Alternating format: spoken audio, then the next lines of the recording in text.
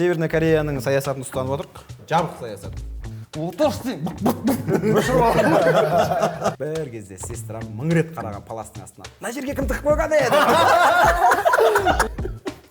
Романды бастаймыз ба? Ассалаумағалейкум, қымбатты, сүйікті, белсенді көрермен. Я, біз қайта оралдық. 2 маусым, спонсор таптық. Бүгін болған оқиғада ешкімде болмаған адамдар. Көрші мемлекеттен келіп отырған Байгайстанның тұрғындары. Мағжан, Бағжан, Ғағжан. Кете берсіз етші. Жоқ, ғани бауырыз. Жігіттер, қош келдіңдер. Қош келдік. Көңіл күйлерің қалай? Өте керемет. Көптен бері күттік негізі ше. Да? Иә. Былтыр шақырғымыз келген себебі сендер фильм түсірдіңдер ғой. Иә. Сосын келе алмай қалдыңдар да біз как раз сол кезде подкасттар түсіріп жатырық та болған ол. Фильмдестер болдыңдар ғой. Кластастар болмасақ та фильмдестер болдық қой. Көңіл күй жақсы. Жақсы. Өмірлерің насыщенный, красочный екеніне сенімдіміз. Тамаша. Бұл жерде емін-еркін әңгіме айтуға болады. Тек боғауыз болмаса болды, ертең трецтан алар не оттап отыр деген әңгіме. Өтірік әңгіме құрауға болмайды. Өтірік әңгіме айтуға да болмайды. Бірақ әдемі бір бастарынан өткен көпшіліктің көңілі толып, лайыққа лайықты әңгімелер айтылса, боқтауға нұр болмайды. үстіне нұр, жыр үстіне жыр. Жаңа президент Северный Кореяның саясатын ұстанып отырық. Ол қалай? Жабық саясат. Ол қалай? Жабылып жүреміз.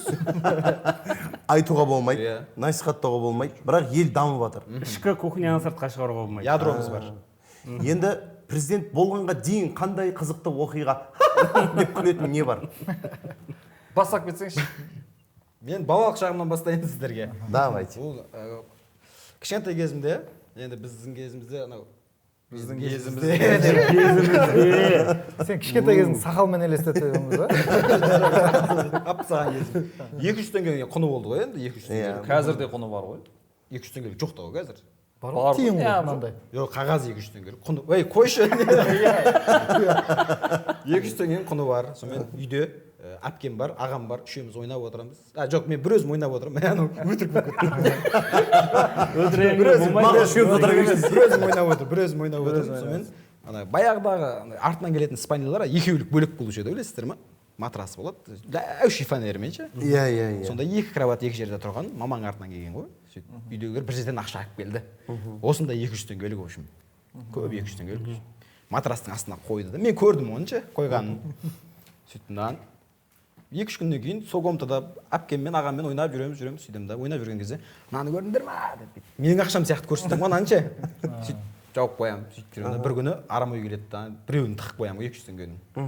Мектепке апарып анау жеймін деп ойлап, каникул кезі. Ашсың ба? Сөйтем Жердегі көрпенің астына тығып қойды. матрас. Матрас көтереді, астында ақша толып тұр. Соның бір 200 теңгесін алып, бұл тығып Бізде қояды. просто мынандай көрпелердің арасында болатын да. Жоқ. Бай тұрғанбыз ғой матрастың астында тұрған. Біреуін алып тығып қоямын. Сөйтем да енді уайым. Ана мектепке қалай апарамын? Анау енді қазіргі бір 10 мың теңгенің құны шығар енді. Ананы апарсаң, ызач қайтарамайды маған, сөйтіп ұрлағанды біліп қояды деймін да, мектепке апарамай жүремін ананы ше. Уайымдап жүрген кезде папа мен мама ақшаны санады ғой үйдегі жаңа матрастың астында. Оппана. Санайды, 400 теңге жетпейді ғой анаған ше. Мен 200 теңге ғана алғам. Енді біліп тұр ғой ол кісілер енді біз алғанымызды. Қайда деді 400 теңге. Өтірік іздеп жүрген ағам бар, әпкем бар, үшеуміз паластың асты, бір комнатаның ішін ғана. Іздеп жатырмыз. Жоқ. Анан беруге қорқып жүрмін. Ол кісілер де біліп іздетіп отыр ғой бізге. Бір кезде ешкім шығармады, бір сағатта іздедік. Біз онда апаң үйіне барып келеміз, сендер тауып қойыңдар деді да, шығып кетті ғой. Уже мен берілуім керек болды ана жерде. Ана бермесем болмайды уже. Сөйтем да шалбарымның қалтасынан алып шығамын ғой. Мынаны кім тығып қойған менің қалтама деген кезде сестра мен ағам жүгіріп мама мен папаның артынан кетеді ғой. Шақырып келеді. Ғанинда екен деп ше. Мен ана өмірімде кірмеген қараңғы бөлмеге қашам ғой. Тығылып тұрмын, папа келеді. Ғани, келе ғой. Балам келе ғой. Ұрыспаймын, кел деп алдап шақырып алады да. Мен сондағы сұрақ екіншісі қайда ғой 200 теңге. Енді біреу табылды, екіншісі жоқ қой. Мен действительно білмеймін ананы ше. Қайда екен. Ұрып жатыр енді. Жылап жатыр мен. Білмеймін папа, білмеймін деп. Айт қайда деп. Бір кезде сестрам мың рет қараған паластың астына. Мына жерге кім тығып қойған еді? ақ шықты ғой. Содан кейін ақша ұрламайтын болдым біреуден. Семьяларыңызбен актер екенсіздер ғой. Мынаны кім тық қойған деп. Жолы күшті история. Анау әңгіме сияқты болыпты ғой. Анау бір жігіттерден естіп Елнұр айтып еді. Шай ішіп отыр дейді да, тапшанда бір үйдің отбасы. Көрші үйдің баласы ойнап жүрді дейді. Ойнап жүрді, бір өзі ойнап жүр дейді да. Сонымен ана шай ішетін кезге кеп қалған, аналар да кет деп айтамайды, анау да кете алмай жүр. Сонымен сол тапшаның айналасында ойнап жүре берді дейді. Аналар әдейі сынап кел демеген ғой. Бір рет айналады дейді, екі рет. Өздері шай ішіп отыр. Шай ішіп отыр. Сөйтіп бүйтіп кеп, манжимба! Дейін ба? Оқиға айтайын ба? Сол әңгіме сияқты болған ғой. Анау не сияқты ғой тоже. Өзі жоғалып кетіп, менттермен бірге өз-өзін іздейтінші. Білесің бе? Ондайда болды ма? Көрген жоқсың ба жаңалыққа шыққан? Жоқ, көрген жоқ. Неме бере жаңалық ма? Біреу жоғалып кеткен, бір үлкен мужик, 50-дегі ма, сон. Жоғалып кетті деген жаңалық кеткен ғой, короче. Менттер бәрі бірге келмей ма? Сол менттермен бірге өз-өзін іздеген ғой дауы. Мен қай жерге түсіп қалдым? Мені көрмедіңіздер ме? Мені көрмедіңіздер ме? Жаңалыққа шыққан қозы, ема жатылып қағазы ғой. Так. Next. Любой история айтшы ма? Бір жыртатын история. Пока бірінші орында Ғани тұр. Президенттерің айырып тұр. Я сыйлық береміз ең соңында. Сыйлық бар ма? Я. Менде мынандай оқиға болған. Менің туған ағам бар. Оның BMW-сы болатын. Мен мектеп оқимын, 9-10 класс шығар, ода колледж оқиды, ода BMW болады.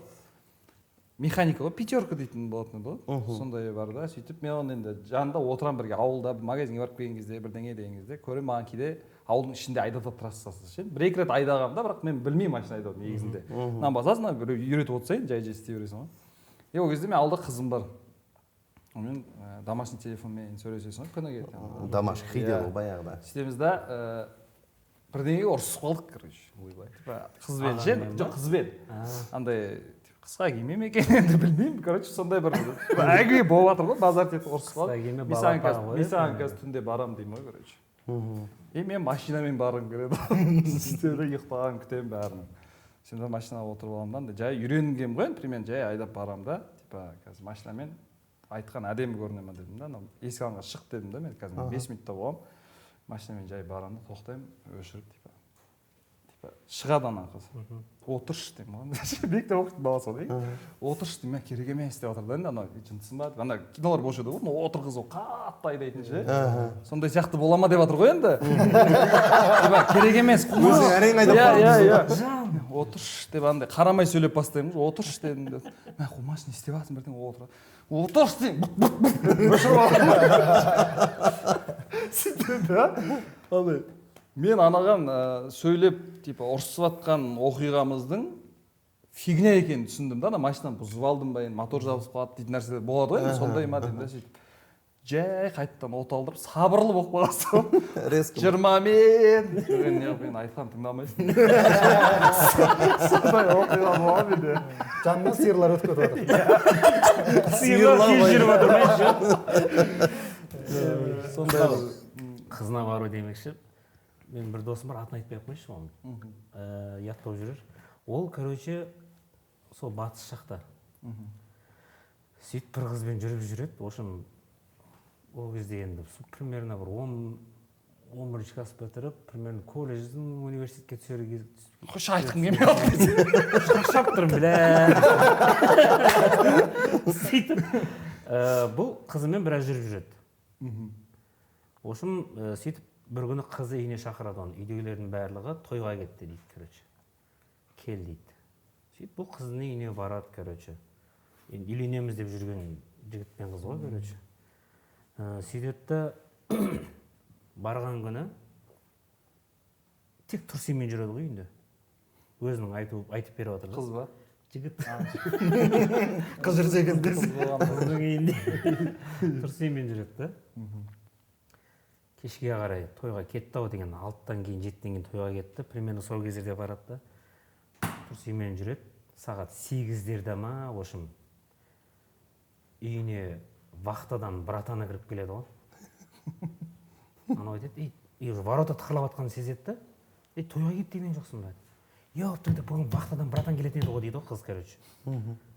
Сөйтіп анау тыпыршып сол тұрсиымен мынандай дивандар болатын еді ғой, осындай баяғы ескі дивандар ше, сондайдың астына кіреді ғой, короче, анау. Астынан не жабылып тұрады. Асты мынандай ғана, короче, кішкентай ақ өзі асты. Не былай аунаймайсың, не тек қалай кірдің солай шығасың, короче. Табыс қой, сондай сезімде боласың ғой.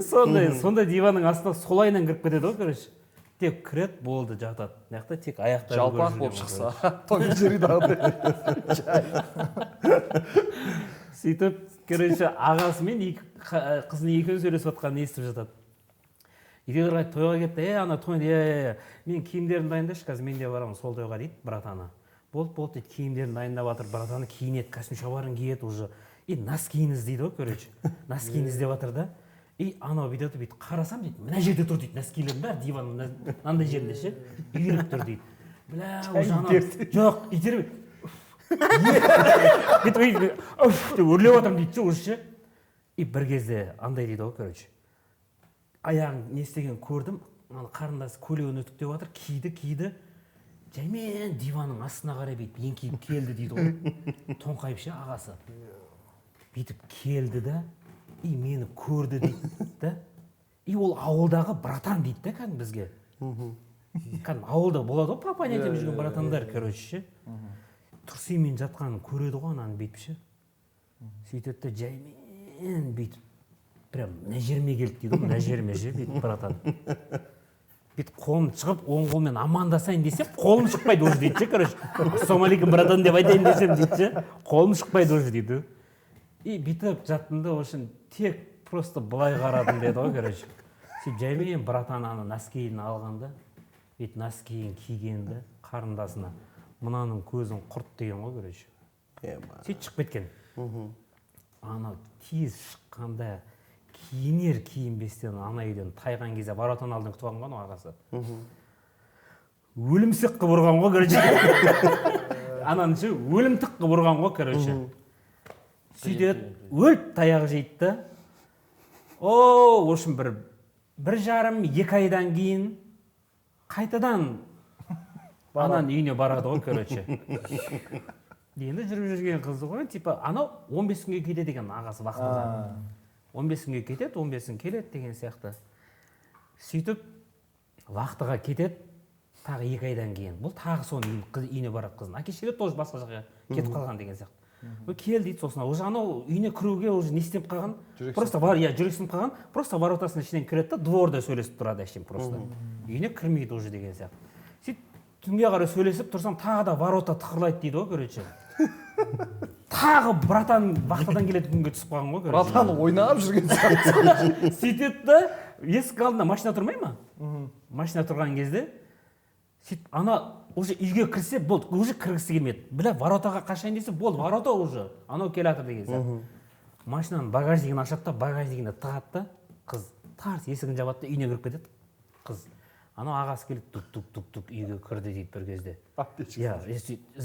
Типа сөйлесіп жатыр дейді, андай-мұндай үйлер қалды, кет қалды, бірдеңе, тук-тук-тук бүйтіп келді де, бір кезде машинаның есігі ашылды дейді ғой, короче. Қырчық деп машинаның есігі ашылды дейді, мен багажникте жатырмын уже дейді, короче. Қырчық деп машинаның есігі ашылды и машина от алды дейді ғой, короче. Ол багажда. Багажникте жатыр, короче. Машинаны от алдырғанда, короче, ағасы машина айдап кетеді ғой, сыртқа қарай шығады.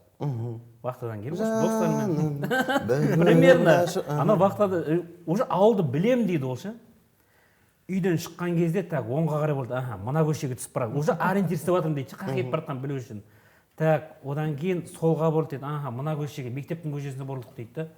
Одан кейін 2-3 мәрте бұрылып еді, уже нем жоғалтып алдым дейді уже. Ориентир жоғалтып алдым, қай кетіп бара жатқанын түсінбей қалдым уже дейді.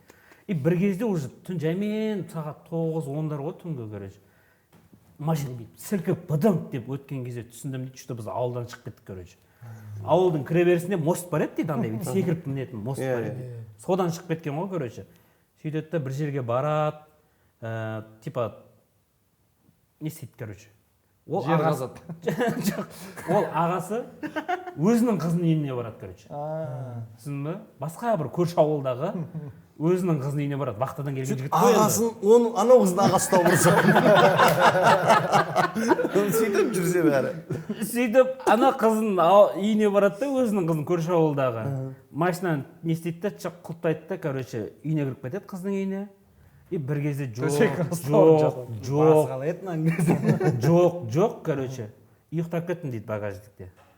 И бір кезде қайтадан багажниктің есігі, машинаның есігі ашылған кезде ояндым дейді. И уже таңғы сағат 8 ба, уже сондай дейді. Примерно ойласа. Примерно 8 ба, анау машинаның қайтадан есігін жабады да, үйіне келеді да, машинасын қояды да, қайтадан уже ағасы неге кетіп қалады. Қызы таңғы сағат 8-ге дейін күтіп отқан анада. Сөйтіп келген кезде багажнигін ашқан, сонымен анау тоже багажнигін ашып шыққанда, в общем, екінші келмейтіндей болды. Мен соған үйлендің ба десем, не қояды. Еще үйленбеген. Үйленбеген соған. Не деген азап өмір ана балада я. Мен леба сен бірінші барғаннан кейін сабақ алмадың ба деймін да. Анау үйіне қорыққан ғой. Мен бір класстасым бартығым ғой, досым ғой, бартығым бар ғой енді досым. Қыздармен андай қылып сөйлеседі да. Сәлем сұлу қыз деп ше. Жазады. Болашақ балалар манасы. Инстаграмнан ашсаң, көп қыздарға жазып тастаған жүріп. Сәлем сұлу қыз, номерің бір деген сондай. Үй жаққа келіп, машинада отқанбыз, ол рульде отыр, жанында бір класстасым отыр, мен артында отқам, телефон шықлап, бір қызбен сөйлесіп отыр анау. Бұрын сөйлескен бір қызмен. Осындай сөйлесіп отырды да, бір кезде ұрсып отыр анаған ше. Сен де өткенде мен черный гассаға тықып тастағансың деп қойшы. Черный гассаға. Черный список деген айтып. Черный гассаға. Черный гассаға. Бағана оқиғада мен емес па? Негізі сондай бар ма еді? Мен басымнан тура сондай өтті ма? Бірақ багажда жатпағам, бірақ күтіп кетіп отқам. Таяқ жемеген бірақ. Таяқ жемеген, ұсталмағам. Нені айтып жатыр ғой? Қыздармен сөйлесетін дегеннен кейін есіме түсіп отыр. Біз Казгуде филфакта оқығанбыз. Бізде қиялилар өңшең, общага сондай да. 450 қыз болса, 50 жігіт болады. Бір жылда общагада 9 этаж. Сонда біз екінші курста жаңағы жыл сайын күтеміз ғой, қандай күшті қыздар түседі екен, шығарма жазатын, ән айтатын, айтыскер ақын, сондай қыздар. Сонымен жігіттердің арасында талас болады. Ана қызбен сөйлестім, мына қызбен сөйлестім. Бір дәрежесі сол да, ана сұлу қыз емес андай. Несімен есептейсің да? Шығармашылығымен есептейтін ше. Сонымен талас болып жүреді. Сонымен мен біреуін танысып алам. Танысып алып балконға шығарам. Сонымен уже андай бірден ашық әңгімеге кете береміз да. Мен осындай, сен айтысатын қыз екенсің. Өте күшті, маған сондай қыздар ұнайды. Мен де солай сөз саптаған жақсы көрем деген сияқты әңгімелер. Көп әңгіме айтып тастаймын ғой. Енді көп созбай-ақ қояйық, бірден ары қарай сөйлесіп кете берейік, күшті дос болып кететін шығармыз деген сияқты. Сөйтіп, онда ойланып алуға уақыт берейін деймін ғой. Сөйтіп, жарайды. Сөз салған түрің ғой. Иә, типа сөз салған түр ғой. Сөз саптауың дұрыс екен. Айтысатын қыз екенсің. Айтысатын қыз екенсің. Сонымен енді болды, онда ойлан деймін де, бірақ кетпейді да. Сол жерде балкон кішкентай болса, мына бетіне барып тұрып алады да. Ойлан. Мен болдым. Бекіп көреді да. Түсінбей тұрмын, не айтайын деп жатырмын. Қазірден жоқ деп айтып тастайын ба деп, айтып тастайын екен деп ойлап тұрмын ғой. Романды бастаймыз ба деп.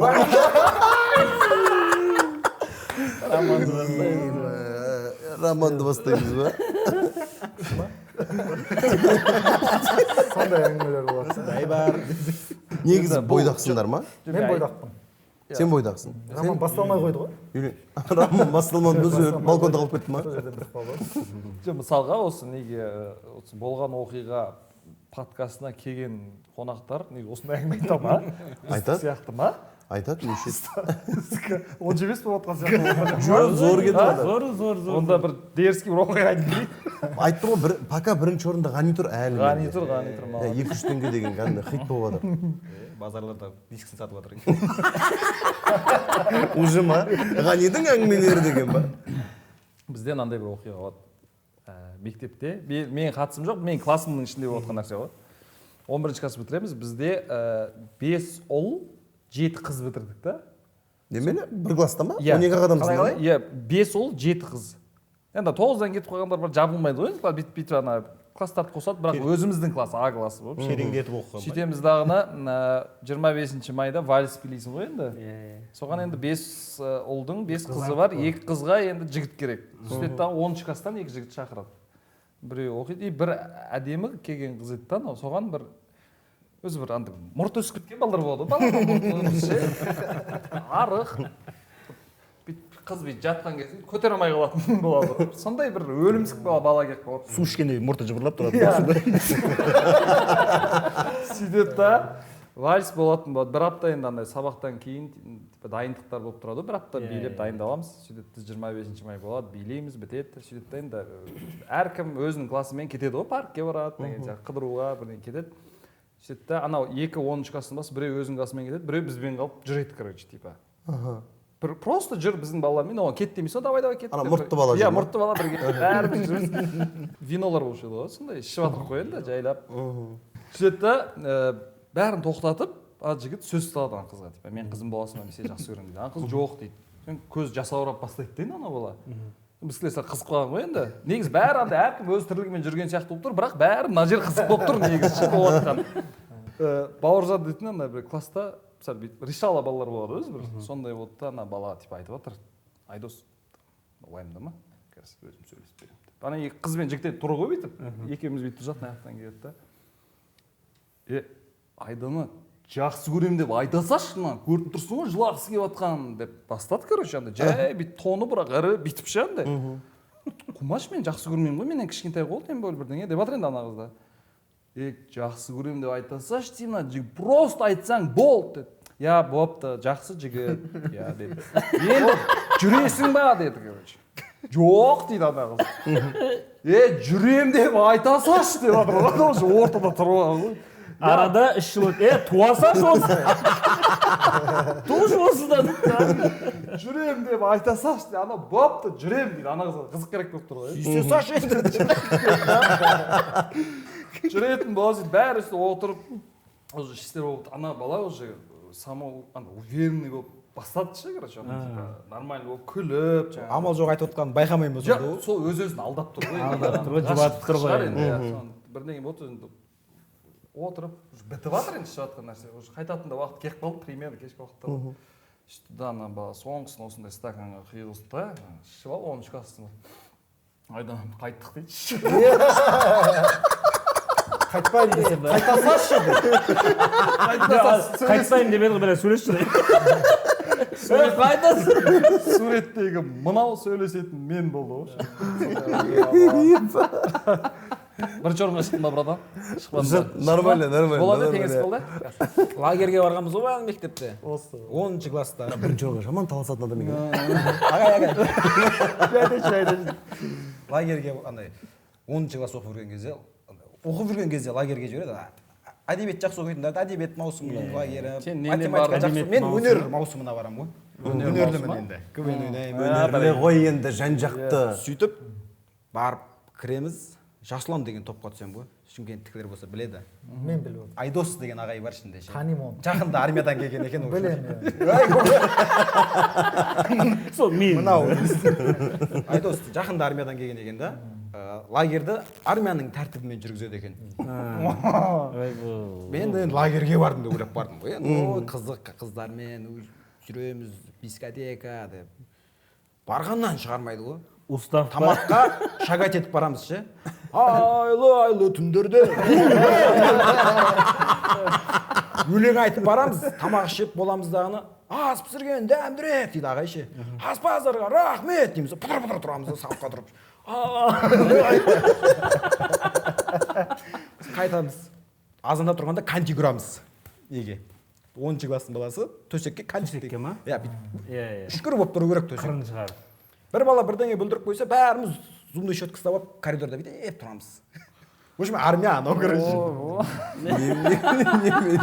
Дискотекада бас қыздармен билесең, кетіп қалады. Билеуге болмайды қыздармен. Тек балдар, топтың балдары өзімізбен билеп тұрамыз. Біреу қызбен билесе, бәрін кетіп қалады, келесі дискотекаға жібермейді. Наразылық білдірмедіңдер ме сонда? Митингке шықпадың ба? Митингке. Сен, Айдос кет. Қорқып жүр қой. Айдос. Ана жақсы араласатын бір екеуі бар, солар жүр жанында темекі шегеді бірге, жүр да. Ана сырттан темекі алдырып береді, жүр. біз қорқып жүрік қой енді. Сөйтіп в общем басқа қыздармен сөйлесе алмаймыз, КВН ойнайтынын ұмытып қалғанмын ғой мен ше. Көрермен болып отыра бересің концертте. Байланыс шектері бүйтіп отырады КВНдерде ше. Тура сөйтіп отырамыз. Сөйтіп бір күн қайтатын күн келді ғой. 15 күн 10 күн ба? 10 күн ба сондай ғой. Сонымен бір күн бұрын 3-4 баланы әкетіп қалады біздің топта уже ауылдарына қазір алыста болғаннан кейін әкетіп қалады. Сонымен сол түні Айдос ағай деген келді да, сонымен цветті өшіріңдер деді да. Бәріміз фойеде жиналып отырмыз. Естеріңе түсіріңдерші. Келгендерің. Қалай келдіңдер? Бір-бірлеріңе бауыр бастыңдар деп андай музыка оқып қойып андай әңгіме айтып отыр ғой енді. Бәрі уже жыларман болып жылайтындар жылап отыр дейді. Андай күшті әңгіме айтып отыр енді ана кісі. Бір кезде пах деген дауыс шығады ғой. Пол, свет жақ. Өмірбек деген бір бала пол дейді. Пах ұрады ғой. Сөйтіп, Өмірбек не болды десе? Жаңа балдар ертең қайтса болады ғой дейді. Сонда қайғырып отқан ана балаң ертең қайтып кеткен. Анау сағынатын лагерь емес негізі ше. Ана кеткенге оғану керек. Кринж оқиғалар болып жатыр ғой ана. Сондай бір оқиға есіме түсіп кетті да. Бір дос бала ұйымда болған екен да. Ұйымда университеттің ұйымы болады ғой. Сөйтіп ана бір қызға ғашық екен. Ұйымда ана бірінші курстың баласы болып сен ішінде құрамында болсаң, соның 3-ші курс, 4-ші курстың қыздары жүреді андай. Несі болып, активистка болып ше. Сонан сәл андай әпке болып жүреді ғой. Сонан ана жігіт ана бір топтағы бір қызды ұнатып қалған екен да. Сол жаңағы әпке қылып айтқан ғой. Ана қыз ұнап қалды деп ше. Сол кезде iPhone 16-ның енді шығып жатқан кез дейді да. Келді дейді да. Ана қыз да бар дейді. Номерін алып қайтты.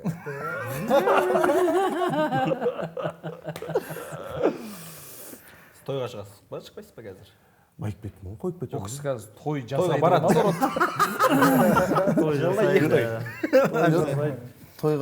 Тойға шығатын кезде қызықтар болатын. Мен тойға енді шығып үйреніп жүрген кезімде ғой.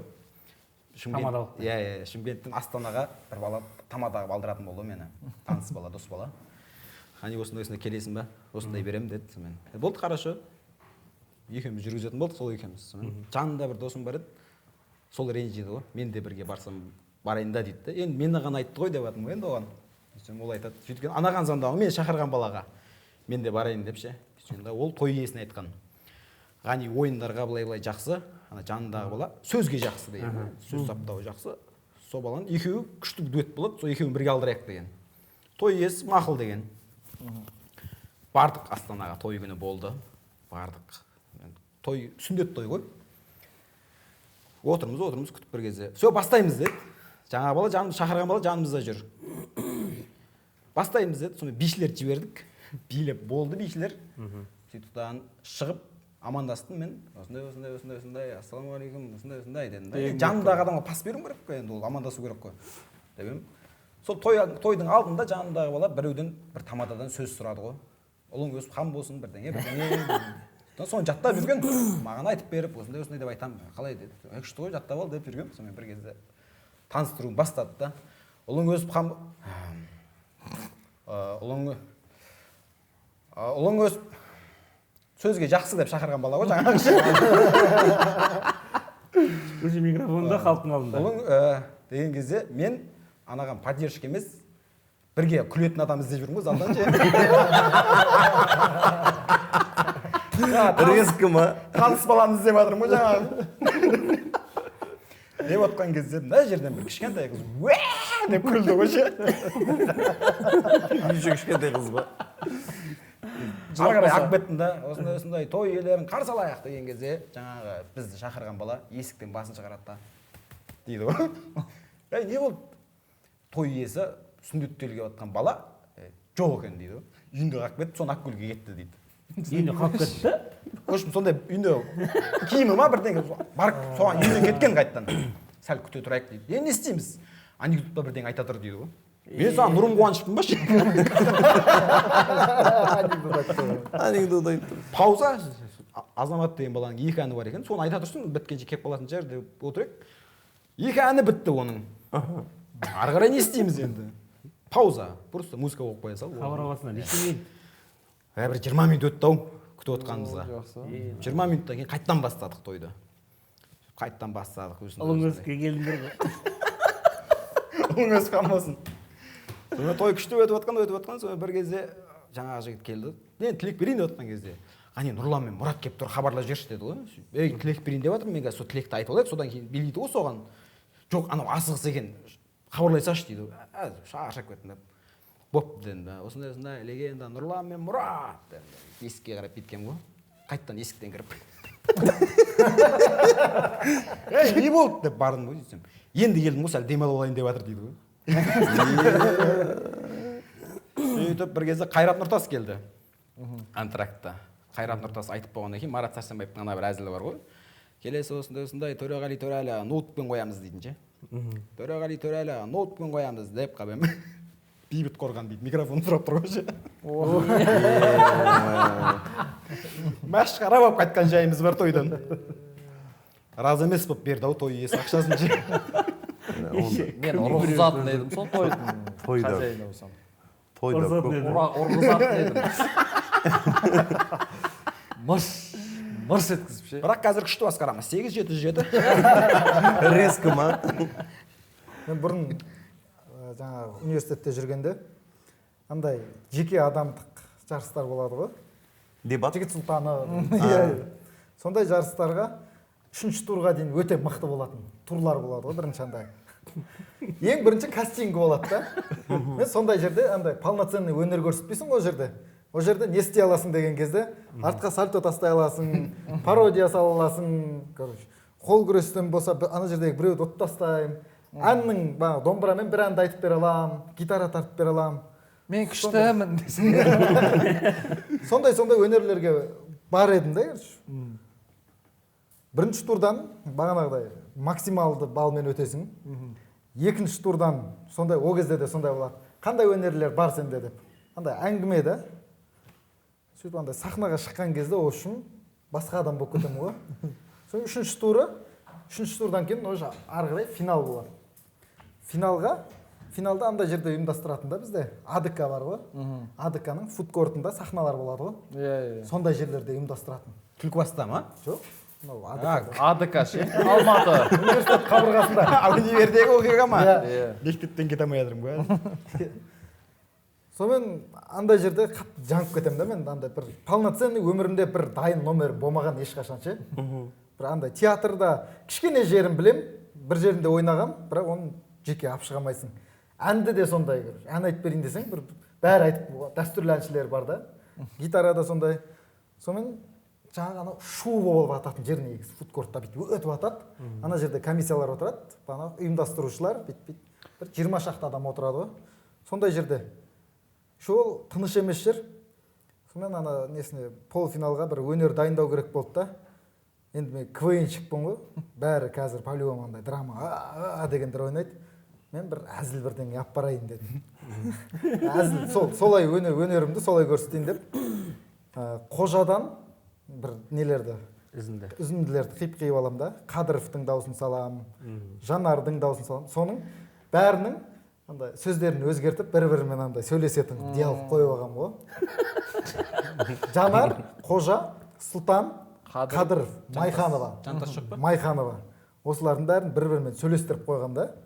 Sonra ана жердің аппаратурасы өте нашар екен. Нашар анда деп шығады да, ана пародия істеп жатқанын сен білінбейді. Қожа фильмінен үзінді деймін да, бәрі өзім шығып тұр. Сөйтіп ана нелер жақын отыр, қарап отыр. И ол кісілер сәл орысшалау кісілер. Қожа анда көрді ма, көрмеді ма дегенде әңгіме. Біле ма, білмей ма дейсің ғой. Соны бастап жатырмын. Сосын мына жақтан Қожа келеді. Жанар деп танысатым. Қожа деп айтады. Майханова келіп, неге сен екеуің кездесіп тұрсыңдар деген сияқты. Жас өксің да, в общем. Иә, сон жас өк болып отырмын. Аналар бүйтіп қарап отыр. Мына жақ гүж болып отыр. Мен болмай кетті да енді. Тер ағып батыр. Жанып бар жатыр. Дауыс дірілдеп кеткен қобалжығаннан. Вообще ұқсап атқан жоқ дауыстар. Қожаға. Просто. Өзімді ұзақ жіберіппін да. 3-4 минут өтіп атыр да. Негізі 6 минуттық па номер ғой деймін. сонымен соңғы жағы андай болып бара жатыр да. Мына жақтан Қадыров келеді. Киноны айтып беріп жатсың мына жақтан Қадыров келеді да. Әкеңнің шашы айтқым келмей бара жатыр ғой. Қалай бітірсем екен деймін да.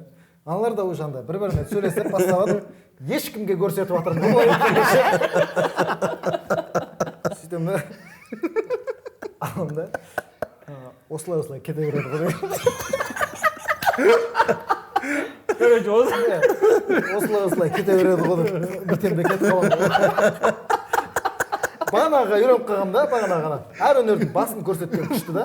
Ана бәрі күліп бастап жатқан кезде тағы келесі мынандай өнерім бар дегенге күшті да. Соны аяқтап болмай қалып сөйтіп кеткен. Тағы деп үйреніп қалғансың ғой. Тағы не бар дегенде тағы мынандай өнер бар деп ше. Ән айтудан жарысқа барған ғой мен. Үйге келіп шақырады бір күні. мектепте ма ол? Сонымен дауысым бар екен бірақ болған олар мен. Ертең осындай жарыс болады, соған келсең дейді ғой. Үйдегілерге айтып, дайындаламын мен. Үйге келіп айтып Ол кетті. жаңағы лагерден кейін шықты ма ол ән айту өнері? Содан кейін лагерге барған мен.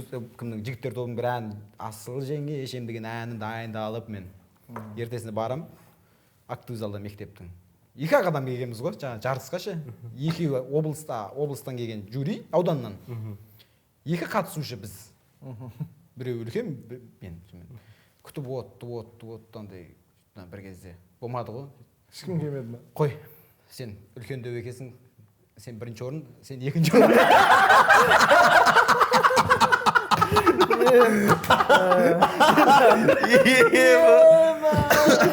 Грамота берді да, қайтарып жіберді.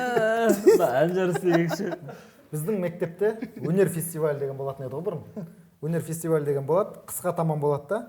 Бірінші мектептің ішінде іріктеу. Сөйтіп аудан, сосын облыс, сосын республикалы. Күліп алайыншы просто. Болды. Сонда Болды дейсің бе? Сонда әннен жарыс болады, көріністен жарыс болады, сосын көркем сөз деген болатын еді ғой. Мәнерлеп оқу. Сонда мәнерлеп оқуға біздің апайлар, әр мектептің әдебиет апайлары бір қатал, тәртіппен болатын еді ғой. Сол кісілер отырып алған мәнерлеп оқуға. Бірақ бір қызық. Бірақ қатысушы қатысып тұр ғой. Біреу-ақ қатысады. Оқып тастайды. Орын алмай қалса еще. Соңынан марапаттау болып жатыр ғой. Көріністен осындай класс 8-ші Б, Аянат 1-ші орын дейді да. Мәнерлеп оқудан Тоғжан 3-ші орын дейді. Сөйтсе ана апайлардың бағанағы не істеп, мынау 3-ші орынға тартып тұр дейді. Бір өзі болса да 3-ші орынға тартып тұр дейді. Бір өзі 3-ші орын. Бір өзі қатысып тұр да. Осындай жағдай болған. Бір өзі қатысып 3-ші орын алу деген. Вообще орын аламай қалсаң. Ауылда бір ағайымыз бар ғой, сол мен әннен сол күні келеді ғой мектепке ше. Ауданда әннен жарыс болып жатыр, жүрсен барасың дейді. Сабақтың үстінде. Мен де болды деп жолын төлейді, кете беремін ғой. 2 әнім бар екен. Музарттың патриотизм бір өлең бар еді ғой. Көрай жолғын белден деген соның рататантантаны деген новый аранжировкасын басып алғам интернетте. Ол ешкімде жоқ әлі. Екіншісі Махаббат гүл солмайдың заман тобы айтқан версиясын мен сол кісі басып алғам. Şimdi жарыста отырып енді залда отырамыз да, келесін деп шығады, сондай болып жатыр ғой. Бәрі күшті айтып жатыр енді ше. 2 әннен ғой, біреуі патриотический, біреуі қалаған әнің. Қалаған әнің етсе типа ананы Заман тобы. Бәрі екі күшті айтып жатыр, бәрі бір куплеттен екеуінен. Менің кезегім келді ғой. Бөржар ауылынан Ғани. Кавер шоу ма қазіргі? Шығамдан бірінші әнім патриотический. Рататантантан күшті енді аранжировкасы ше. Ешкім естімеген анан. Жюридегі апайлардың аранжировкасы деп тыңдап қалып жатыр ғой. Şimdi мен примерно айтып беремін енді ше. Көгерай жалғын дейді. Ал енді өзің әнің дейді да. Сөйтіп қарасам, артымда стойка тұр екен ғой. Микрофонды қоятын ше. Ешкім оған қоймаған. Алдырттың ғой сен. Пиздец болып барып, стойка микрофонды аламын ғой. Ортаға қояны микрофон. Тығам манаған. Қос деймін ғой. Махаббат гүл солмайды басталды.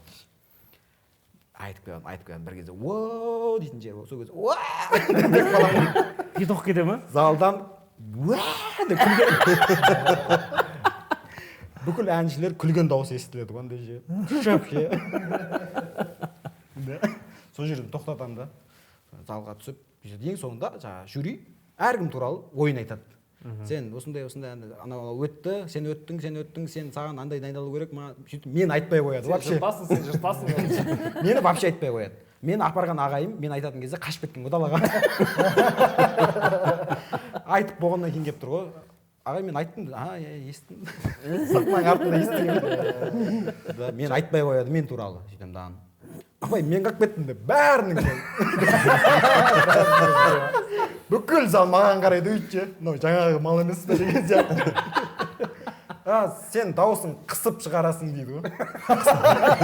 Дауысын қысыңға сен. Қысып жүрші деді ма? Позор, ана ағай менімен қайтуға ұялып, мен таксиден салып жібереді ауылға ше. Өзі бөлек қайтады. Жоқ, мысалға сен былай қарашы, ән жарысқа баратсың. Енді бар шығар енді әуден дейтін қазақ жоқ қой.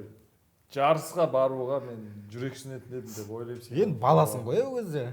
Ән айтудан ба? Айта бересің ғой.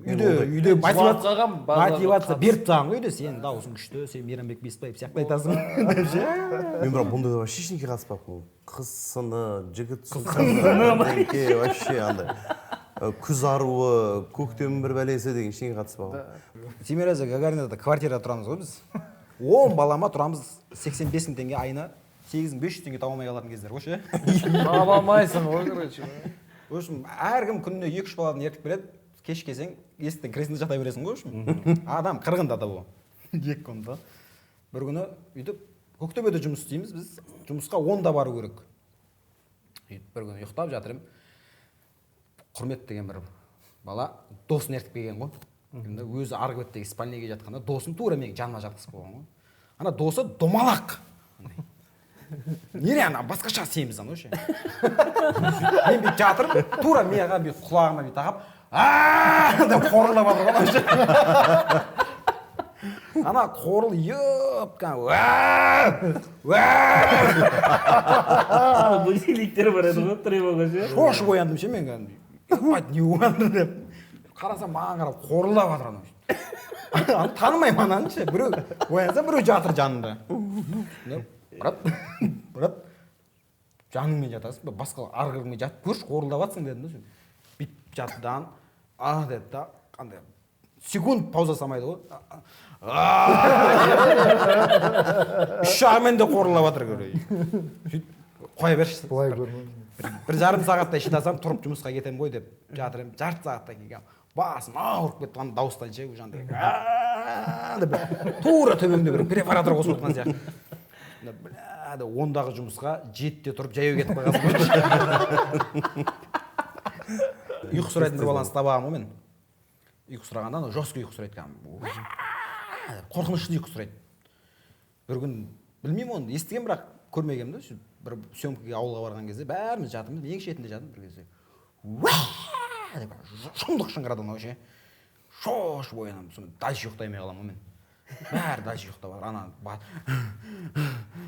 деп жатыр, мен ары қарай ұйықтай алмаймын. Анаған қарап жатсам, теріс қарап жатсам, как будто анау артымдан келіп қалатын сияқты. Былай қарап жатсам, мына жақта ешкім жоқ. Басқа бірдеңеге келіп қалатын сияқты.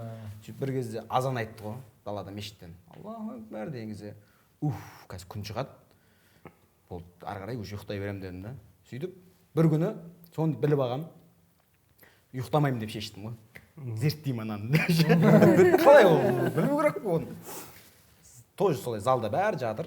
Мен қымыз ішкенбіз. Таңға жуық болады. Күн шығар шықпас. Ішім ауыраттан туалетке барып келем. Кірген кезде, анау пытыр бастап жатыр ғой. Енді ше аяғын сіліп. Тұр деп свет жағып тұрғызып аламын ғой. Маған жек көріп қарап отыр ғой, мен жебейді. Жат деп жатқызып қоямын да.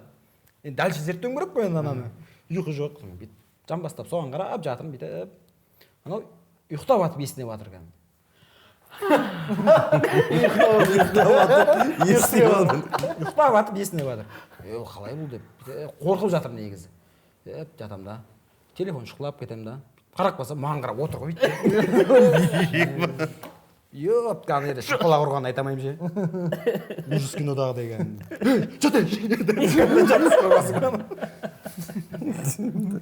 Бір боксер бола ұрмақшы болған.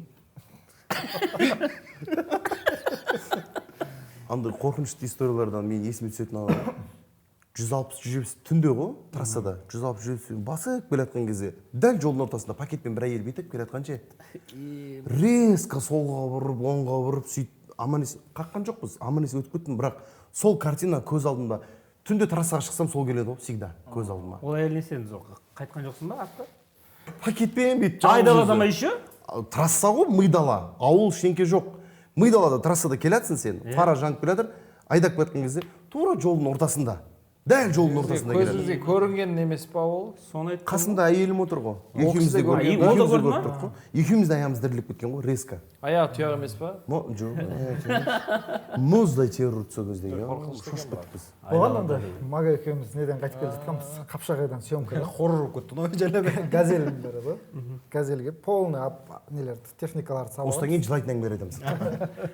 шаршап қалғанбыз ғой енді күні бойы бір апта бойы тоқтамай съемка көріп сонымен енді Алматыға ғана жету қалып тұр ғой сонымен горилланы ішіп жатырмын ұйқым кішкене бір сағатқа жететін шығар деп сөйтіп бүйтіп айдап келе жатқан кезімде көзім ашық тұр бірақ бір түзу қарап отырмын бірақ басқа жаққа түсіп кеткендей болды да көзім бүйтіп қарап қойдым тура анандай жерде фура тұр ғой фураның артынан кірейін деп жатырмын резко тоқтатып қойдым мага ей дейді қарасам жоқ ештеңе еба Көзіне көрген. мага көрмеген Жоқ, мен көрдім. фура болған айттым неме еді соны көруім керек еді біз анау музыканттың бауы бар ғой сол екеуміз не жақтан Жаркент жақтан ба келе жатырмыз жаңағы Талдықорғаннан келе жатырмыз тойдан. Короче мен шаршап кеттім да мен машинамен келе жатырмын короче и соған айттым айдашы деп қайтып келе жатқан бара жатқан кезде мен айдап барғанмын короче и жарты жолға келген кезде анандай бір алыс жерде бір 200 метр жерде тоже андай КамАЗ ба бір машина кетіп бара жатқанын көрдім да и 3 линия ғой анау ортасына кетіп бара жатыр да и мынау тура соның артынан айдап кетіп бара жатыр да бүйтіп короче уже 200 метр 300 метрде уже жақындады 200 метр примерно 100 метр болды уже арамыз ше мынау болып шықпайды не жаққа ше короче и мен қарап отырмын анаған ше не істер екен деп ше ана көз ашық айдап кетіп бара жатыр дейді короче ше көз ашық айдап кетіп бара жатыр и 30 метр келдік қой короче Ана міне өлесіз.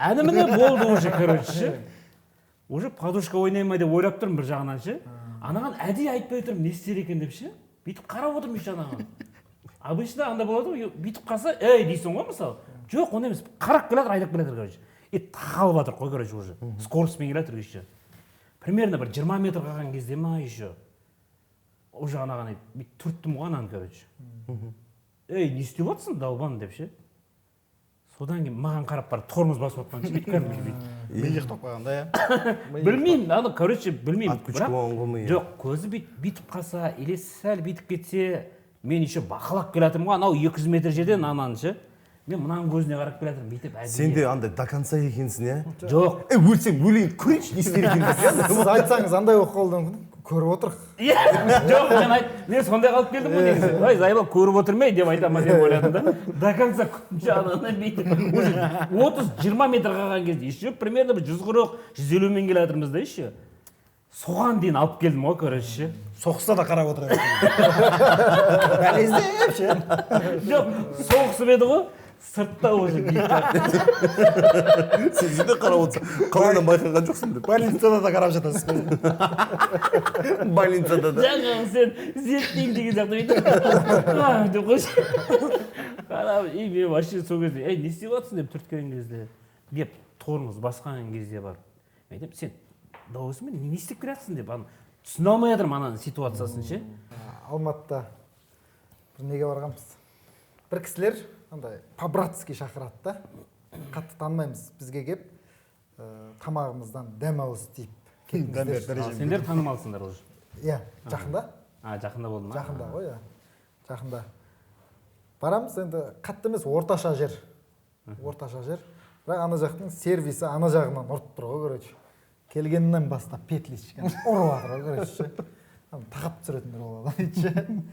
Келгені болсын сөйлесе алмаймыз, короче. Бәрінің ойы андай бірдеңе түсіріп алу Иә, керек. бірдеңе түсіріп алу керек. Контент түсіріп отырма уже. Контент түсіріп жатыр. Кіргеннен. Иә. Амандасып сөйлесіп құтты болсын деп те айта алмай жатырық та. Соны кел, же. Андай мына жағынан ал деп ше. Жеп отқан. Сен басынан же деген әңгімелер болып жатыр да, короче. Басынан жеш деген. Болмай жатыр ғой, үшін. Кішкене әңгіме болмай жатыр. Тамағын ішіп алып, сосын артымыздан тағы бір біздің братанымыз келетін болған. Ол кісі таңдай әзілге емес, былайынан жақсы кісі да. Сол келеді да, ассалаумағалейкум, құтты болсын, осындай деп бір 2-3 минут әңгіме айтып тастайды ғой бізге. Осындай анау біздің інілер, мынамен таныс болыңдар, бірдеңе. Сөйтіп ана жердегі бағанағы балдар, тоқта, братан. Ассалаумағалейкумнан бастап қайттан айтшы дейді. Біз жақта ана Шымкент жақта қонақтардың, үлкендердің әсіресе атақ абыройын көп айтады ғой, негізі қатты айтып жүреді ғой. Ой, осындай бәлен деген рудың бәлен деген бірдеңесі деп. Би болған. Иә, бір 70 жассыз ба басқарып жатырмын. Той ашатынға үлкен кісілерді шақырып жатырмын да. Енді қатты айтпадым жа, андай мақтамадым ешкімді. Осындай көкелерді шақырайық деп едім. Төрден бір четкий киінген бір көке тұрды ғой ше. Ананың қыры жиырылып тұрған жоқ қой, шалбары ше балағы. Бордовый костюм шалбар киген, көйлек, андай көйлек ішінен платок бар ғой. Сондай киген, сақалы менікінен күшті анау ше. Прям четкий. Сен өзіңдікін күшті деп ойлаймысың ғой, деп айтады. Четкі қойылған сақал, шашты қайырған, Денелі. ұзын ғой андай ше. Ондай ата келеді ғой. Маған өте жаман қарап келе жатыр. Мен біттім деп ойладым ана жерде ше. Қазір шығаттан сен біздің нені дұрыс айтпадың. Той ары қарай бычыт болады деп ойладым да. Уайымдап тұр едім, ана кісі менен көз алмайды ғой бүйтіп. Кетті, жанына кетті. Жүни деп ана кісі. Уайым көткесің күшті. Біздің сериалды көреді екен да. До конца интрига ұстап келді ма? Сондай моменттер болады менде де. Тойда андай үлкен кісілер серьезный түрмен саған қадалып келеді ғой. Мен уже үстіме бензин құйып, спичканы жағып бүйтіп тұрамын ғой, ана кісі бірдеңе де қылса жағып жіберейін деп ше өз-өзіңді. Сол кезде келеді да бана нап нормально деп микрофонға жөтеліп ше. Ұзақ бұл әулет мен танығалы деген білә дейсің ғой. Уже анаяққа барып шай құйып отырасың ғой өйтіп. Анау медеттің несін естідіңдер ма? Той досқан әпше медет. Шымкентте той қысып жатырмын дейді да. Жартысып жатырмын дейді, короче. Бірдеңе бүйтіп бір халықтың эмоциясында қарайсың ғой, бүйтіп қарап келіп бүйтіп ана жерге көзім түсіп кетті дейді. Анандай жерде бір мужик дейді, типа андай восьмилянка киген бірдеңе дейді да, бір үлкендеу мужик. Бүйтіп көзім соған түсіп кетті бір кезде. И оған тіке қарап отыр дейді маған дейді ше. Мен қарап қоямын дейді маған. Ондайлар да болды. Бүйткен короче. Деген ғой. Суық кетті дейді денем ше. Ебай мен не айтып қойдым деп ше қазір. Бля, уже алдыңғы айтқан тексттерім бәрін уже миыма фильтровать жасап жатырмын. Бля, уже контроль жасап жатырмын. Қай жерде не кетті деп. Қай жерде не айттым мен, не айттым қарап. Бірден қойшы мән бермейші деп қазір өз-өзім жоғалтып алармын деп. Тағы да бірдеңе айтып келіп, бірдеңе күлдіріп жіберіп бүйтіп ананы уже түсіп кете береді уже көзім дейді. Ана тіке маған қарап отыр дейді. Қарап қалсам бітті бүйте береді маған дейді. Бүйте береді дейді. Ебан не болды маған деп ше. Уже уайымдап баратырмын. Все, қазір тілек беріп сыртқа шықсам қырғын басталып кетеді. Уже сезіп тұрмын дейді да типа. Тағы да бірдеңе айтып, тағы қарап қалып көз уже қарағым келмейді дейді. Бірақ мынау не отыр екен дегенде бір тексеріп қойым келіп жатыр дейді. Ананы ше. Қаяққа қарап отыр екен, не істеп отыр екен деп. Қарап қалсам әлі қарап отыр. Мен қараған сайын бүйте береді дейді да, короче. Сосын тілекті бердім дейді. Антракты музыканы қойдым дейді да, жаңағы тілектен кейін өлең қойсың ғой, 2 өлең. Сөйтіп қойған кезде анамыз сыртқа шыққан ғой енді бүйтіп. Блядь, десе барайын десе маған не болды нахуй деп ше. Сөйтіп барып ассалаумағалейкум братан бірдеңе, уалейкум ассалам бірдеңе, братан тыныштық па, неғып бүйтіп, бля, пиздец айырып жатырсың деп айтты. Бірақ халық күліп жатыр дейді, соған көзім түскен кезде бүйте береді дейді да. Бля, пиздец айырып жатырсың деп айттың дейді. Деп айтты дейді да, соған еба жыртылып қалған ғой бір жерге көрген кезде. Мектепте андай кабинеттің арт жағында андай темір вешалкалар тұрады ғой бүйтіп Иә, иә, біздерде иә. болды ма киім іліп Иә, қояды. иә. Сабақта отқам апай жоқтығын. Жас сәби деген бұзықтау классасының бардығын ғой. Жас сәби? Аты жас Аты ма? сәби, иә. Жас сәби. Көк курткам бар тұғын менің. Ветровка. Сабақта отырамын бір кезде. Ғани деді арт жақтан. Қарақ қойым. Курткам жең жыл болады ғой. Жеп бір жеңін ше. Ебать деп қаламын ғой енді. Барамда мен 10 күн жыл боламын ғой үшін. Екеуміз пытар төгілесеміз. Мен мұрным қанап қалады. Барып мұрнын жуып қайтамыз. Сол кезде апайлар естіген ғой. Сабақтан кейін ата-аналар жиналысы.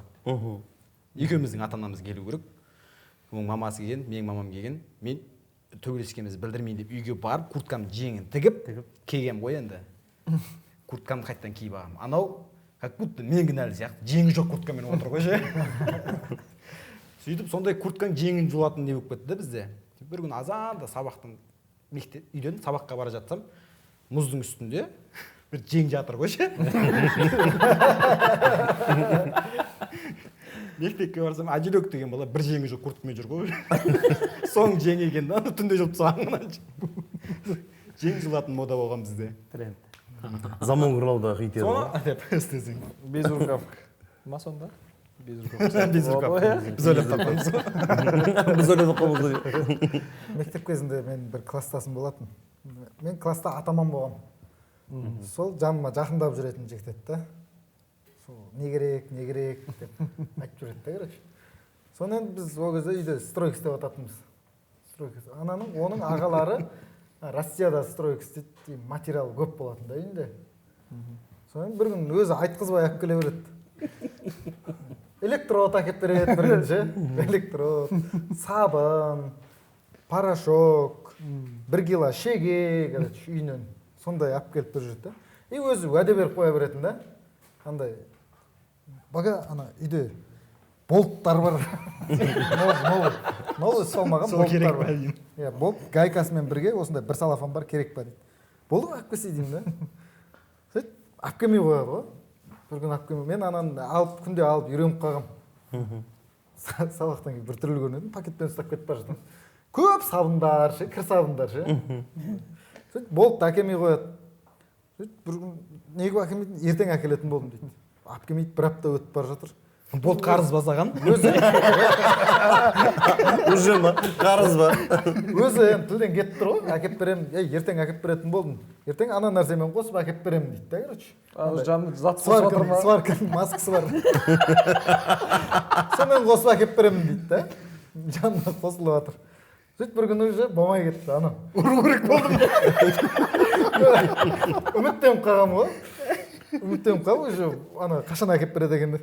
Үйде папа андай. Ежегісіп кеткен. Папа да андай. Не деп ше бүгін. Не алып келдің деп сөйтіп отыратын. Папа ше. Үйіндегілер мен Ана не алып келді бүгін.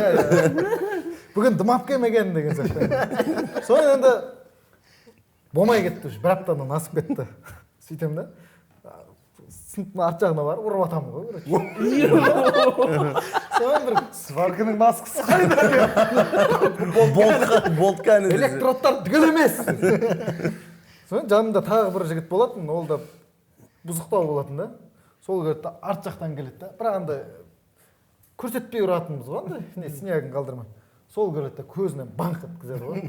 Көзі мынандай көкпеңбек болып қалады. Сөйтіп сәл қорқып жүрмін іштен. Ертесіне сабаққа папасы келіп тұр ғой. Папасы келіп тұр.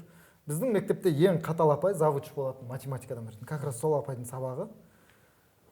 Шығар, Бағжан деген қайсысың дейді. Мен деймін, Бергел дейді ғой. Бергел дейді шығады. Апай, не болды, тыныштық па, не болды, тыныштық па деп. Мен ана апайдан кішкене жылу іздеп тұрмын да.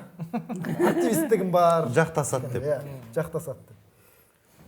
Пах еткізеді ғой. 6-ма, 7-ші класс оқимыз ғой. Ондай үлкен кісінден шапалақ жеуден басқаша көрінеді ғой.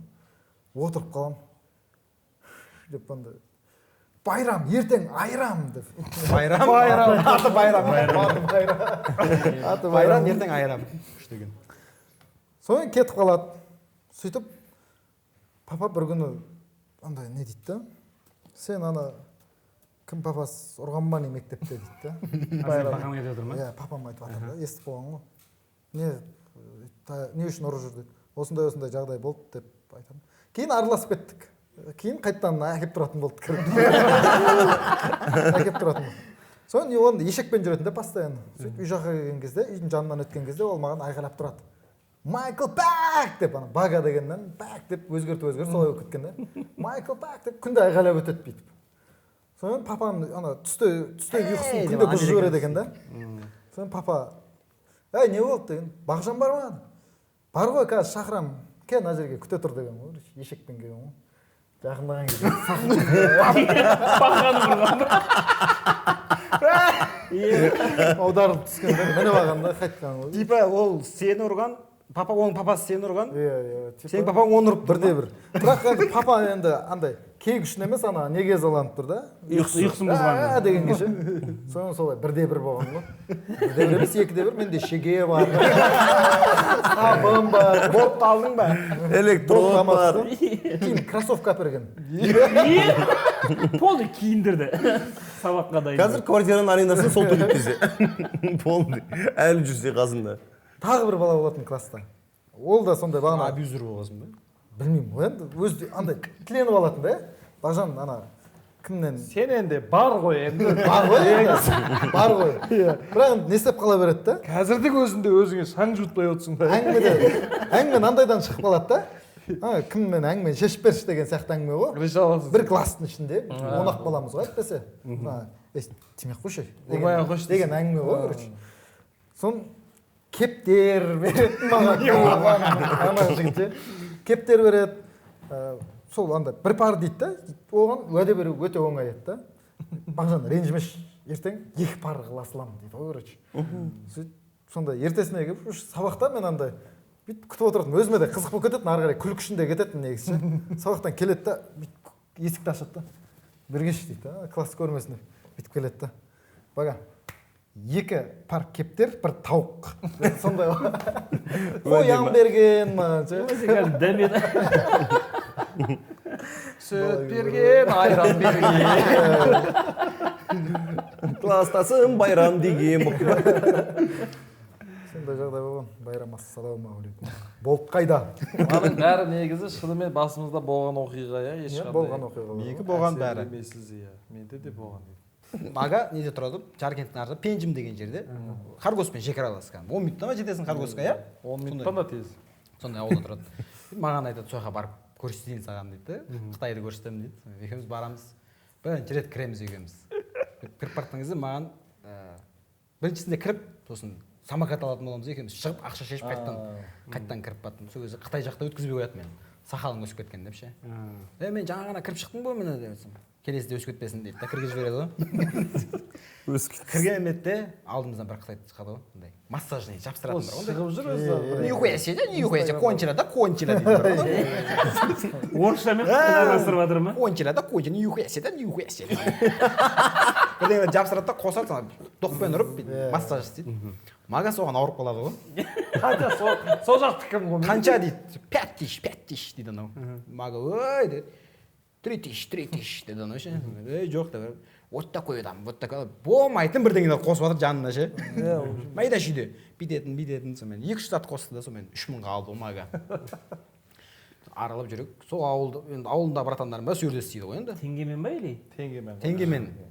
Ауылда братандар сол жерде істейді. Бір братан алдынан шығып қалды да сөйтіп, не істеп жүрсіңдер осындай. Братаннан алдым ше, естелікке болсын деп дегем. Қанша қалды? 3000 қалды. Мазғасы ма, нерде 1000 теңгеден оптың толып тұр ғой деді ғой. Деді Мага. Кірген жерде Қытайдан жегесің. Өкініп сөйтіп шықтықтан үйіне бардық қой Маганың. Ағасын айтып жатыр ғой. Мынаны 3000-ға алып кім айтып жатыр, ана жерде 1000 теңгеден толып тұр ғой деді ғой. Братаны. Тетексің бе, үйде тұр ғой. Үйде бар екен. Үйде бар екен ғой дейсің. Братан сондай әкеп сатам өрбелейді. 500 теңгеден ағам ғой мен дейді. Әкеп сата бересіңдер ме соны бері қарай? Иә, ана жақта не ғой? Мысалы, границамен нейтральный зона ғой негізінде. Бала күнім Удостоверение. КВН-ге дайындалып жүрген кезде айтып қояды, бала күнімізде достар барлығымыздың үйімізде, бала күнімізде десең жанатын свет бар тұғын деп Бізде қояды. болған да ондай Қытай жас. Өліп күлеміз ғой біз оған ше. Күледі мыналар маған ше. Десең жанатын светте қазір редко ғой мысалы. Бар ғой негізі. Сөйтіп мыналардың үйінде баяғыдан болған екен да ше. Бала күнімде. Қытайдан андай не болса соны алып келе бересің ғой негізі арзан ғой жақта. Қазір енді білмеймін ғой енді. Арзан. Сен андай новый нәрсе көресің анадан ше. Неше түрлі нәрселер болады. Сонда да әке болып үйге көресің, мысалға тағы бір свет сияқты бірдеңе қоя салатын. Қазақстанның дамуын 10 жыл бұрын көріп тұрған екенсің. Мен братан. Самокатымыз шыға салып бұзылып қалған ше. Пәленбаймынға 2 самокат аламыз ғой. Жасатып сондай нәрселер болған. Негізі күшті ғой. Былай бір болғансыздар ғой Жаркентте. Жаркентте болып жүрмін, Жаркентте иә. Ары қарай границасына өтпегенсіздер бар. Жоқ. Бір өтіп көріп қойсаңыздар күшті. Во деп мақтап кетсең. 21 жылы біз дос баламыз екеуміз жарық ивент деген кәсібіміз болған. Жарық КВН. Жарық ивент та. Ол организацияда Event деген ұйымдастыру. руки и сердце сөз салу ғой. Ана мерими деген жазуы бар. Фш деп айналатыны бар, фш деп былай айналатын бар. Холодный Мынандай фонтан, бар, бірдеңке, конфети. Иә. Сол кезде, короче, Андайларымыз бар. ең алғашқылардың бірі болып бастағанбыз ғой. И оның бәрі жаңағы байрам әкеп берді. Папасы екеуі Қандай жанасыңдар деп. Қандай жанатын Ертең әкеп беремін деп. ертең андай екеуін әкеп берді. Ертең мынандай жанатын мен қосайын. Сонда ана холодный фонтандарды білесіздер ғой. Сол риск қой. Тойларда байқайсыздар ма? Біреуі жанбай қалады, екеуі жанбай қалады ше. Сол бір жақсы жұмыс істеп келе жатқан кезімізде карантин болып кетті да. Ана Харгос жабылып қалды. Содан кейін неге келмейтін болып қалды. Жоқ, іздеп жүріп тауып аламыз. Оралдан алдырамыз, біреуде 13 штук қалып кеткен екен деген сияқты. Сөйтіп бір күні келіпті дейді. Қыстың күні бір заказ түседі. Ана заказдың ішінде бәрі бар ғой, короче. Мынау бар, бұл 12 штук. Астыдан 8 бар. И мынадан 10 бар. 10 емес, 5-еу, біреуін ғана жалдаған екен. Өзің ойлай бер. Шашты бюролап ағасың. Сонымен енді 2 түрі келеді Қытайдан. Біреуі қымбат, оны негізі 1000 теңгеден алатынбыз. Анау 3000-нан болып келеді. И тағы біреу келеді 500 теңге. Бұл жанат дейді да. Бірақ гарантия жоқ дейді ғой. Бере алмай. Бірақ жанып тұр. Алғандар Кейбір мынандайлар жанат. Кейбір майлар жанат братан. Мынау жанат, бұл жыбы жанат, мынау да жанат дейді да. Бірақ точно айта алмаймын деп. Бірақ гарантия жоқ. Жанат ғой точно деп ана 500 теңгені ағым келіп тұр ғой. Мынау жанат ғой точно, жанат. Жанады дегізгін келіп тұр ғой просто иә. Иә. Сонымен алып аламыз. Сөйтіп мына цирктің алдына қойып қоямыз. Біреу заказ берді. Иә, біреу заказ берді. Сөз салуға. Содан мен жүрегім тарсылдап бастап жатыр. Қорқам, әшейін тойдың үстінде де мен пультті басқан кезде Пах демесе. Пах демесе бітті ғой, короче. Ана хозяиндар бүйтіп сен іздеген кезде от боласың ғой. Сөйтіп жарты сағат бұрын военный жігіт екен өзі. Андай роталар келіп жатыр, короче. Топырлап келіп жатыр. Қыз жақтан, жігіт жақтан бір 40 жігіт келген шығар. Қыз жақтан бір 20 шақты. Толды өмірімде ондай болмаған, ондай толы адам. Ана жамбаса 40 жігіт сені көмеді ғой сол жерде. Ол да бар. Сонымен енді ал бастай бер деп тұр, короче, балдар. Арасында бір-екі таныс жігіттер жүр. Біріншісін басам. Жоқ. Жоқ. Ол қайсысы, науысы ма? Жердегілер. Мынаны басам ғой. Жоқ, өзі айналып тұр. Жоқ. Бүкіл нәрсе сода негізі. Ана мерими деген сол күн жазу болса, ол хотя бы алда жіберге болады ғой. Жанып тұрады ғой. Оны амаған ғой. Просто жүрек қойып қойғанбыз. Тек жанатын қойғанбыз. Сонымен мынау ғой енді соңғы үмітің. Осыны бас қойған. Пыққы да біреу. 12-ден бір күні ашылды ма? 12-ден біреуі бүйтіп айналып тұр ғой. Сөз салып, екеуі құшақтасып тұр ғой. И ана екеуі маған қарап, ондай сезім жоқ, дейтін сезім жоқ. Просто қарап тұр. Деп ана уж бір кезде мен тыпырлағанымды көріп, жаңағы бана қырығы да қарап бастап жатыр ғой. Қыздар бәрі назар тек менде. Сенің қолында пульттар. Еще КВН ойнап жүрген кезім былай таниды ғой. Бәрі бүйтіп қарап тұр. Жоқ, просто ештеңе. Содан кейін енді мен одан жаңағы задаток алып қойғам. задатыгын 80% алып қойған да. жоқ ол ақша. Ол жоқ қой. Иә. Құрт тастағанбыз. Сонымен келеді да, ана жігіт те түсініп тұр ғой, короче. Түсініп тұр, маған бірдеңе керек енді. Ана келе жатыр, жақындап келе жатыр. Телефонды алдым да, короче. Бағана базардағы жігіт.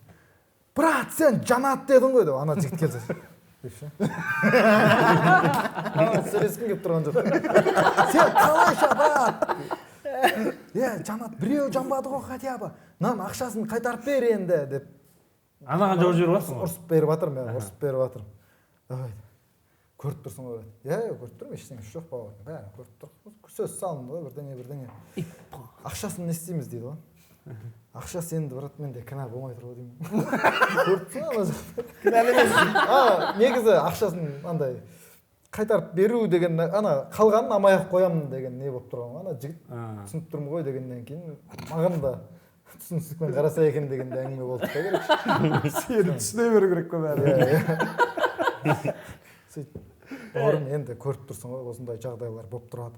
Мына жақта біздің газельмен әкелетініміз бар, мына жақта балдармен істейтініміз бар деп 100% ақшасын алған. Еще қалған 20-сын да берді ма? Иә. Қаншаға бермесе төбелесіп 100 мың шығар. Неге 100 мыңға соны ұйымдастырып бересің? 12-ден біреу ғана. Мынау мықты история екен негізі. Бірінші орын алды ма бүгіндікке? Бірінші орын Лагерь ме? қайсысы бірінші орын? Лагерь емес. жоқ байрам ғой ма? Байрам жақсы кетті. Байрам Болып қой. Осындай қызық жерден келген кезде тоқтатайық жігіттер. Жалғасын айтыңдаршы дегенге жеткізейік. Комментарийға жазыңыздар. Екінші рет көргілеріңіз келсе Байгайстанды. Жігіттерге үлкен рахмет. Бұл енді болған оқиға подкасты жайдан жай шығып жатқан жоқ. Себебі 20 тамыздан бастап біздің болған оқиғаның жалғасы, яғни 2 деген фильм шығады. Сол фильмді көруге барлықтарыңызды кинотеатрға шақырамыз 20 тамыздан бастап. Жігіттер, сіздерге сәттілік. Уақыт жоқ заманда уақыт тауып келгендеріңе рахмет. Адышы. Негізі қызық болды. Историяларыңыз барлығы әдемі кетті. Вообще болған оқиғаның тарихында болғандардың ішінде ең пигі бүйтіп алып қонақ келгенде көрсететін осы болды ма деп отырмын өзім. Өте күшті болды. Негізі жақсы болды. Өте жақсы. Сіздерге сәттілік. Сендердікі Жанат, анау жыбы Жанат деген сияқты. Өтеді, бірақ аналардікі жыбы өтеді. Жақсы болды негізі. Сәттілік бар ма мына кісілерге ше? Киносына ше? Рахмет, Ғани, Алла разы болсын. Бағжанға да, Ғаниға да рахмет, және де жалғасқа жалынды сәлем. Келесі кімді көргілеріңіз келеді, пікірлеріңізді қалдырыңыздар, лайктарыңызды басыңыздар, каналға жазылуды ұмытпаңыздар.